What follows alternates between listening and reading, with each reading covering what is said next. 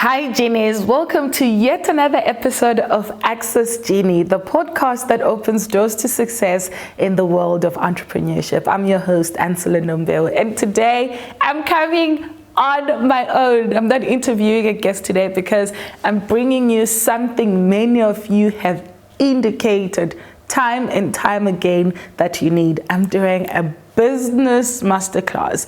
Many of you have asked me, how do we build a business from scratch and be able to scale it and make it grow across different regions on the continent and around the world? And today I'm going to tell you just how you can do that. And when I was thinking around what sectors to talk about, it was such a no-brainer for me to start with a public relations business, because that was my first business.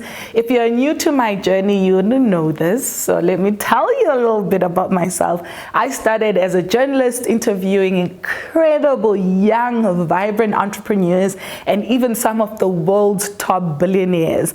And through those interactions, I got to learn a lot about business, but I also got to learn about what is missing in the market. I had a lot of entrepreneurs ask me to help them write their press releases. They'll ask me about how they can share their stories to larger audiences and how to package those stories.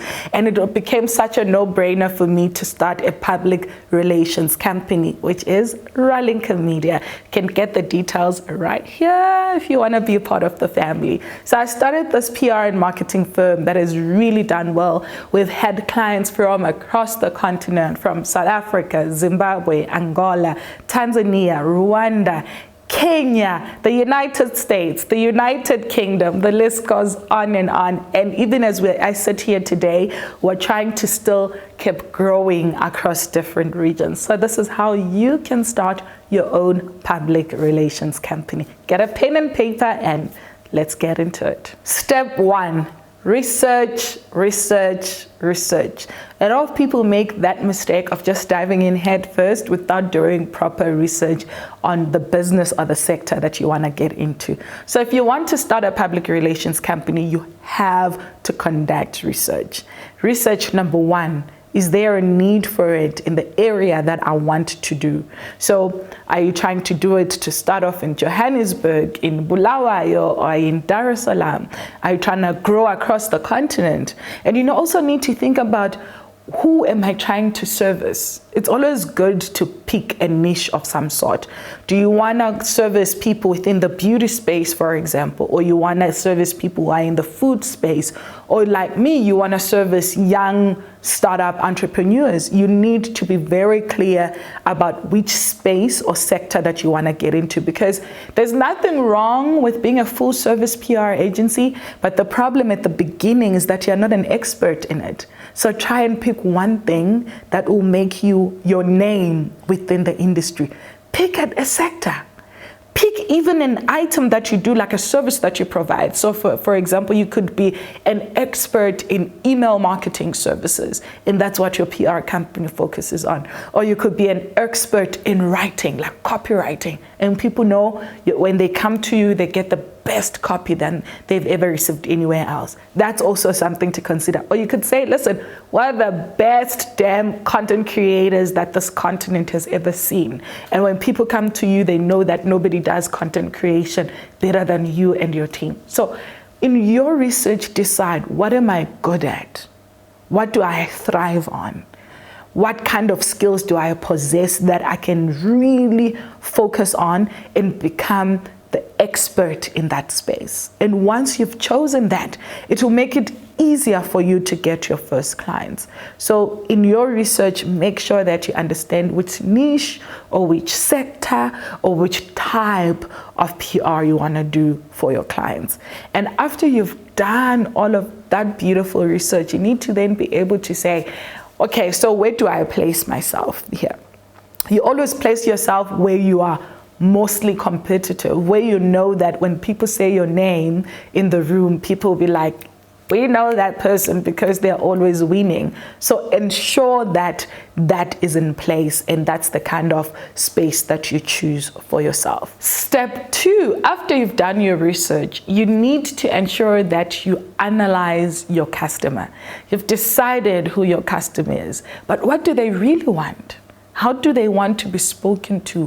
What are the pain points that they're already facing with the companies that they're already working with, if they're already working with them? So it's important to analyze every potential customer that you have and make sure that you know what their pain point is. If you deal with that pain point, you're in the money. I don't want to lie. You're in the money. Pain points. Address those with your business and the services that you offer, and it will be faster for you to grow and gain traction. So say now, you've done your research, you've analyzed your customer, you know exactly what your customer needs. The third thing that you need to do is to ensure that you put the right processes in place. A lot of small businesses fail because of lack of processes. Create every process that you can ever think of, from how you onboard employees, how you onboard clients, what you say to your clients, your contracts and what they say, what your business philosophy is, and what are your negotiables and non-negotiables. If somebody complains about something in your business, how do you address them? You have to have all of this in place. Create your customer journey maps, how people get onboarded onto the team. Every single aspect should have its own journey map, and you need to understand how you deal with every different types of scenario you might face in your business. Because if your processes are not right, I say it again, your business will fail. You want to be able, as the founder of the business, to work on the business and not in the business. And processes are the ones that help you work on the business, because you can leave it with anybody. They'll know exactly what to do at any given point. You could be in the hospital, you could decide to go on holiday in Bali, and your business will still thrive without you, because you have the right processes in place. And when you're thinking of processes for a public relations company, you might want to think on things like, if a client approaches us for a service, what is our immediate response? Do we share a booklet about the company? Do we share our pricing structures? What is the pricing structure, and how do we decide on how we price? That's something that needs to be imprinted within your processes. You need to think about when, for example, you go on a content shoot with your clients, what happens with the content?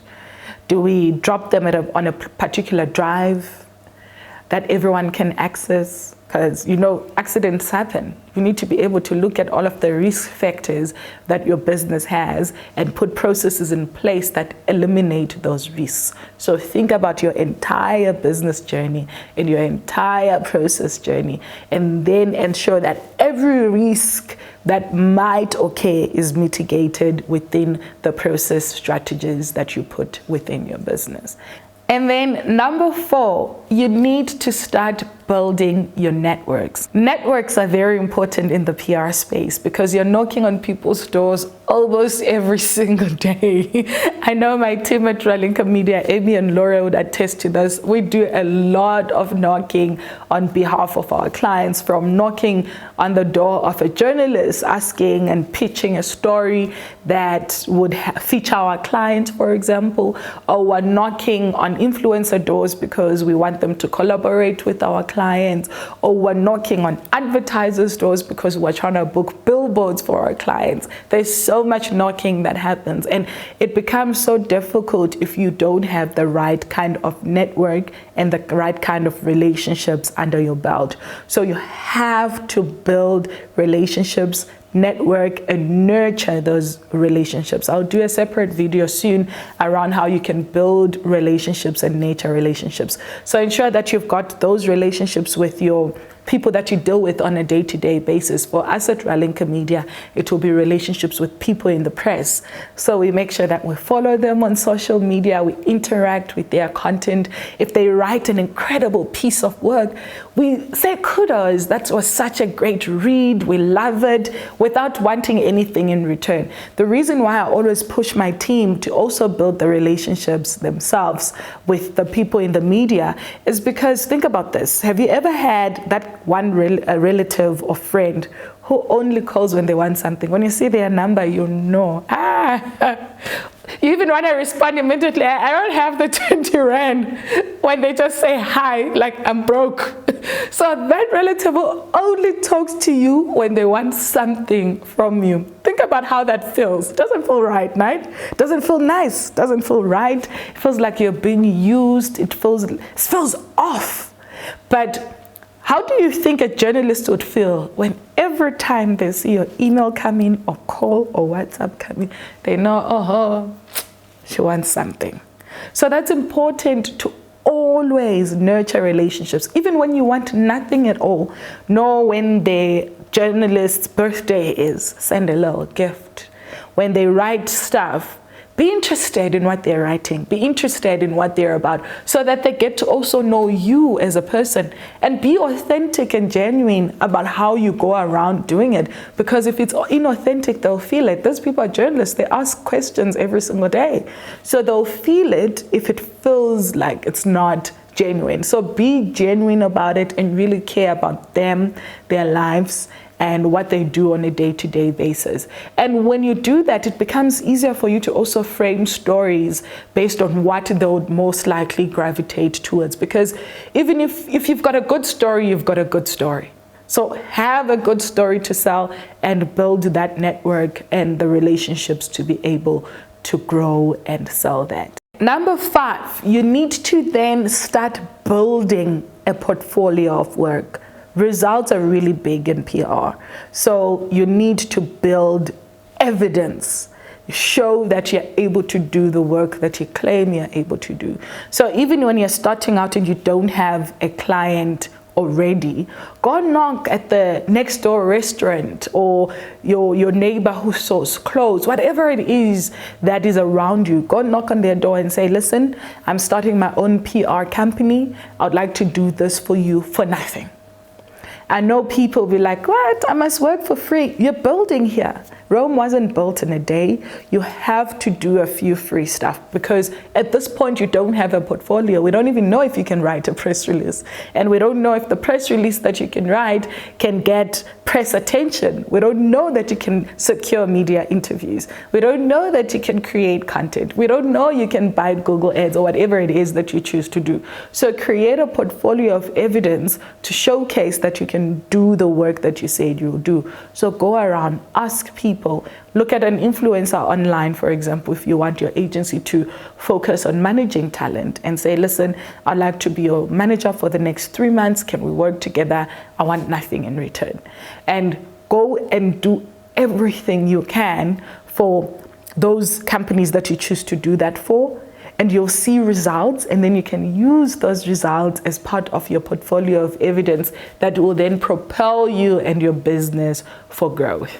Now that you've got that portfolio of evidence, now at number 6, I'm sure you're like, Ancillar, when are we registering this business? For me, it doesn't make sense to rush registering a business or an entity that you don't even know if it's going to work or if it's not going to work. But if you do all of those 5 things, you're figuring it out, right? You're getting to learn what you like, what you don't like, what you enjoy. You're learning and putting processes in space. So number 6 for me would then be ensuring that your entity is legal. It's very easy to open business in most countries on the continent today. So just open that business, register it, ensure that you understand what the taxes look like. And if you're registering for VAT, make sure you understand what implications VAT has on your business.